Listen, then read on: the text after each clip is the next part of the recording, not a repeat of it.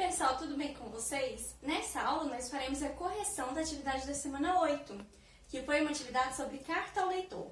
Então na última aula nós vimos sobre carta ao leitor, sobre o gênero, quais as características, quais estruturas geralmente estão presentes em carta ao leitor, e dentre essas estruturas estão as estruturas de opinião, que são aquelas estruturas que nós utilizamos para dar opinião sobre algum assunto, sobre algum acontecimento, ok? Então, eu trouxe alguns exemplos de estrutura de opinião em inglês para vocês verem, para vocês terem esse conhecimento e para vocês praticarem o uso dessas estruturas.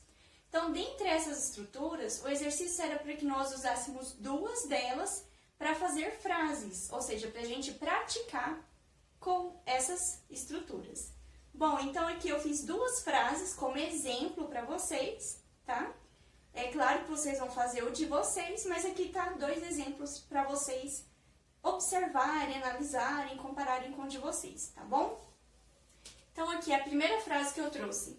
Singing everywhere must be allowed. A minha estrutura de opinião que eu utilizei foi must be allowed, que é deveria ser permitido.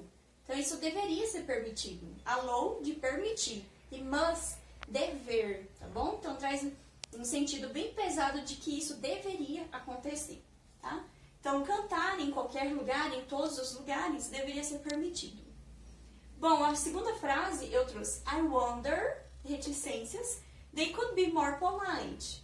A estrutura que eu trouxe foi I wonder, eu penso, eu imagino, eu acredito que trouxe até uma reticências para trazer esse sentido de que é uma frase que eu estou construindo ainda, que é uma opinião que eu ainda estou divagando sobre.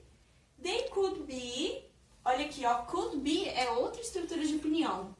Could be, deveriam, poderiam. Aqui é mais no sentido de poder. Must, dever, e could, poder, tá bom? Poderiam ser mais educados. Então, eu penso, eu acredito que eles poderiam ser mais educados, ok? Então, essa foi a nossa correção da atividade da semana 8. Espero que vocês tenham gostado dessa aula e reassistam as aulas quantas vezes forem necessárias. Muito obrigada e até a próxima!